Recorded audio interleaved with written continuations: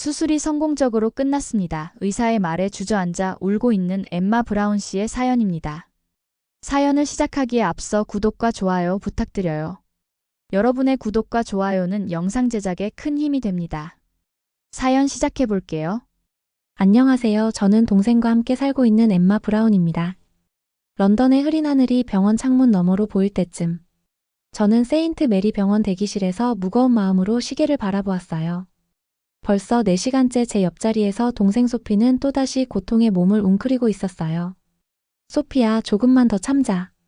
저는 동생의 차가운 손을 꼭 잡았어요. 14살인 소피는 선천성 거대 결장증을 안고 태어났어요. 이미 3차례의 수술을 받았지만 상태는 나아지기는커녕 더욱 악화되고 있었죠. 이제는 대변 실금 증상까지 나타나 정상적인 학교 생활조차 어려워진 상황이었어요. 부모님이 돌아가신 후 소피를 돌보는 건 온전히 제 몫이 되었죠. 23살의 나이에 동생의 보호자가 되는 것은 쉽지 않았어요. 하지만 선택의 여지는 없었죠. 소피에게는 제가 전부였으니까요. 이내 곧 엠마 브라운 씨? 마침내 저희 차례가 되었어요. 진료실에 들어서자 의사는 소피의 차트를 보며 한숨을 내쉬더라고요. 죄송합니다만 더 이상 저희가 해드릴 수 있는 게... 그 말이 끝나기도 전에 제 눈에서는 눈물이 흘러내렸어요. 이미 런던의 여러 병원을 전전했고 답은 늘 같았거든요. 더 이상의 치료 방법이 없다는 것. 그리고 기약 없는 대기 시간. 그날 저녁 병원 복도에서 우연히 한 대화가 내 인생을 바꾸게 될 줄은 몰랐어요. 윌리엄스 선생님, 한국에서의 치료는 고려해보지 않으시나요? 옆 진료실에서 흘러나온 목소리에 저는 발걸음을 멈췄어요. 한국인 의사로 보이는 여성이 유명한 신경외과 의사 제임스 윌리엄스와 이야기를 나누고 있었어요. 김 박사, 당신도 알다시피 영국의 의료기술은... 네, 영국의 의료기술은 세계 최고죠. 하지만 시스템의 문제로 많은 환자들이 적절한 시기에 치료를 받지 못하고 있잖아요. 최근 통계를 보셨나요? NHS 대기자가 700만 명을 넘었다던데. 저는 그 자리에 서서 그들의 대화를 귀 기울여 들었어요. 한국이라. 솔직히 그동안 한국에 대해 제대로 된 인식이 없었어요. K-팝이나 드라마 정도만 알고 있었을 뿐 의료 수준은 상상도 못했죠. 다음 날 저는 용기를 내어 김수진 박사님을 찾아갔어요. 의외로 김수진 박사님은 제 이야기를 진지하게 들어주더라고요. 소피의 경우 한국에는 세계적인 수준의 소아외과 의료진들이 있어요. 특히 선천성 거대 결장증 치료에서는 독보적인 성과를 내고 있죠. 김수진 박사님은 태블릿을 꺼내 한국의 주요 대학병원들의 수술 성공 사례들을 보여주었어요. 첨단 로봇 수술 시스템, 정교한 수술 기법, 체계적인 재활 프로그램. 모든 것이 놀라웠어요. 하지만 비용이... 제 걱정을 눈치챈 것인지 김수진 박사님은 미소를 지으며 말했어요. 생각보다 훨씬 합리적일 거예요. 영국의 사립병원은 물론이고 미국이나 싱가포르 같은 의료 선진국과 비교해도 훨씬 저렴하답니다. 한 달간의 고민 끝에 저는 결심을 내렸어요. 부모님이 남겨주신 보험금으로 한국행을 결정한 것이죠. 솔직히 두려웠어요. 낯선 나라, 다른 언어와 문화. 하지만 소피를 위해서라면 어떤 선택이라도 할 수 있었습니다. 그리고 저희는 한국행 비행기에 올랐고 인천국제공항에 도착했을 때의 첫인상은 충격적이었어요.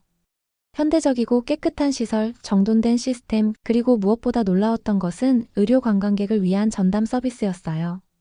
브라운 씨 환영합니다. 공항 의료 관광 데스크에서 우리를 맞이한 코디네이터는 완벽한 영어로 모든 것을 설명해 주었어요. 통역사부터 교통편까지 모든 것이 준비되어 있었고요. 서울대학교 병원에서의 첫 진료는 잊을 수 없는 경험이었어요. 김민철 교수님은 소피의 상태를 꼼꼼히 검진한 후 새로운 희망을 안겨주었습니다. 기존 수술로 인한 유착이 심해 어려움이 있지만 다빈치 로봇 수술 시스템을 이용하면 최소한의 절개로 수술이 가능합니다. 무엇보다 중요한 건 수술 후의 재활치료인데 저희 병원은 소아재활 전문팀이 체계적으로 관리해드릴 수 있습니다. 영국에서 늘 들어왔던 부정적인 이야기들과는 완전히 달랐어요. 여기서는 안 된다가 아닌 어떻게 하면 될 수 있는지를 이야기했어요. 가장 놀라웠던 것은 검사 과정이었어요. 영국에서는 한 번의 MRI를 찍기 위해 몇 달을 기다려야 했지만 이곳에서는 당일에 모든 검사가 이루어졌어요. CT, MRI, 내시경 검사까지 하루 만에 끝났어요. 수술 전날 의료진은 3D 프린팅 모델을 이용해 수술 과정을 상세히 설명해 주었어요. 소피도 처음으로 자신의 상태를 제대로 이해할 수 있었어요. 언니, 나 이제 나아질 수 있는 거야? 소피의 눈에 처음으로 희망이 깃들어 보이더라고요. 저는 눈물을 참으며 고개를 끄덕였어요. 수술은 8시간 동안 진행되었어요. 대기실에서 초조하게 기다리는 동안 수술실에서는 실시간으로 진행 상황을 알려주었어요. 간호사들은 정기적으로 와서 제 상태도 체크해 주더라고요. 수술이 성공적으로 끝났습니다. 김 교수님의 말에 저는 그 자리에서 주저앉아 울고 말았어요. 그것은 단순한 의학적 성공 이상의 의미였어요. 소피에게는 새로운 삶의 시작이었고 저에게는 동생을 위해 할 수 있는 모든 것을 다했다는 안도감이었죠. 수술 후의 관리는 더욱 놀라웠어요.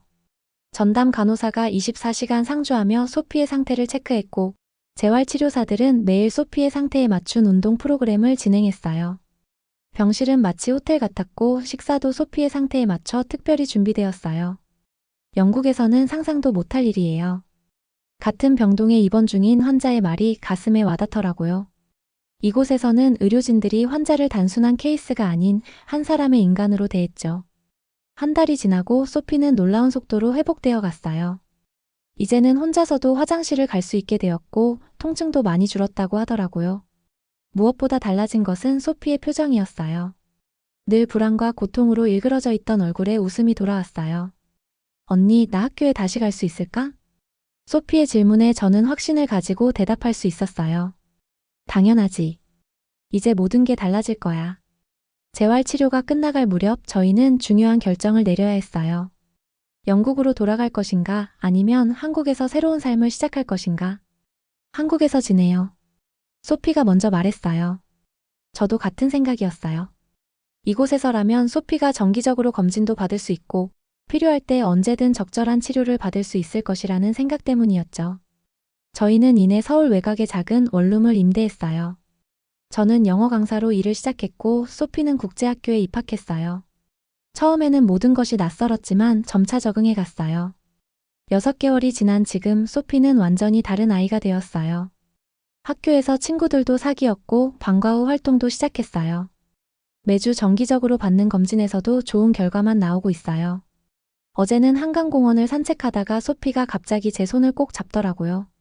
그 순간 지난 시간들이 주마등처럼 스쳐 지나갔어요. 한국으로 오기로 결정했을 때 사실 저는 엄청난 두려움에 휩싸여 있었어요. 저축한 돈과 부모님의 보험금을 모두 합해도 치료비가 부족할까봐 걱정됐었죠. 인터넷으로 검색한 정보들은 서로 달랐고 확실한 것은 아무것도 없었으니까요. 영국에서 마지막 진료를 받던 날 NHS 의사는 한국행을 만류했어요. 브라운 씨, 한국은 의료 시스템이 우리와 너무 다릅니다. 위험할 수 있어요. 하지만 저는 알고 있었어요. 이대로 영국에 남아있다면 소피의 상태는 점점 더 나빠질 것이라는 걸요. 한국에 도착하고 나서도 난관은 계속되었죠. 병원에서 제시한 치료 계획은 생각보다 복잡했거든요. 수술 전 2주간의 정밀 검사, 영양관리, 장 기능 강화 치료. 모든 과정이 필요한 것들이었지만 그만큼 체류 기간은 길어졌고 비용은 늘어났어요. 가장 힘들었던 것은 언어 장벽이었어요. 의료진들이 영어로 설명해주긴 했지만 병원 밖에서의 일상생활은 쉽지 않았어요. 처음에는 음식을 주문하는 것조차 어려웠어요. 소피는 처음엔 익숙하지 않은 한국 음식에 적응하느라 고생했고 저는 매끼 식사를 어떻게 해결할지 고민해야 했어요. 하지만 그런 우리를 도와준 것은 뜻밖에도 병원의 국제진료센터 직원들이었어요. 그들은 단순히 진료 통역만 하는 것이 아니라 우리의 일상생활까지 신경 써주었어요. 근처 마트나 식당 정보를 알려주고 때로는 직접 동행해주기도 했어요. 특히 제니라는 코디네이터는 우리에게 천사 같은 존재였어요. 제니는 소피가 좋아할 만한 한국 음식을 추천해 주었고 한국의 의료보험 시스템을 이해하기 쉽게 설명해 주었어요. 덕분에 저희는 예상보다 훨씬 적은 비용으로 치료를 진행할 수 있었죠. 수술 전날 소피는 처음으로 눈물을 보였어요. 언니, 나 무서워. 저도 똑같은 두려움을 느끼고 있었지만 동생 앞에서는 강한 척해야 했어요. 그날 밤 저는 병실 화장실에서 혼자 울었어요. 제발 잘 되기를. 수술이 끝나고 소피가 마취에서 깨어났을 때 통증으로 힘들어하는 모습을 보는 것은 정말 가슴 아팠어요. 하지만 의료진들의 세심한 케어는 정말 놀라웠죠. 통증 관리팀이 따로 있어서 소피의 상태를 수시로 체크하고 최적의 진통 치료를 제공했어요. 재활 과정은 우리 모두에게 인내심을 요구했어요. 처음에는 간단한 걷기조차 힘들어했지만 재활치료사들은 포기하지 않고 소피를 독려했고요. 특히 소아재활 전문팀은 소피의 연령대에 맞는 재미있는 운동 프로그램을 개발해 주었어요. 점차 시간이 지나면서 저희는 한국 생활에 적응해 가기 시작했어요. 병원 근처의 작은 원룸에서 시작한 생활은 예상과 달리 편안했어요. 한국의 높은 치안 수준 덕분에 늦은 시간에도 안전하게 다닐 수 있었고, 편의점과 마트가 가까이 있어 생활하기 편했어요. 처음에는 낯설기만 했던 한국식 병원 문화도 이제는 오히려 더 좋게 느껴졌어요. 보호자가 환자 곁에서 함께 지내는 문화, 밤에도 언제든 의료진의 도움을 받을 수 있는 시스템, 그리고 환자를 가족처럼 대하는 의료진들의 태도는 영국에서는 경험하지 못했던 것들이었죠. 언니 고마워. 내가 이렇게 건강해질 수 있게 해줘서. 저는 아무 말도 할 수 없었어요. 대신 소피를 꼭 안아주었어요. 런던의 흐린 하늘 아래서 절망했던 그때 이런 날이 올 거라고는 상상도 못했거든요. 이제 저희에게 한국은 더 이상 낯선 나라가 아니에요. 이곳은 우리에게 새로운 희망을 준 곳이자 제2의 고향이 되었어요. 소피의 치료비로 써야 할 것 같아. 한 번도 쓰지 못했던 부모님의 보험금은 부모님이 우리에게 마지막으로 남겨주신 선물이 되었어요. 한국에 정착하기로 결정한 후 저희의 생활은 더욱 안정되어 갔어요. 저는 학원에서 영어를 가르치는 것 외에도 의료관광 통역 일을 시작했고요. 제 경험을 다른 외국인 환자들과 나눌 수 있다는 것이 보람찼어요. 소피는 국제학교에서 새로운 친구들을 사귀었고 한국어도 조금씩 배워나가는 중이에요. 저희는 이제 3개월마다 정기검진을 받고 있어요.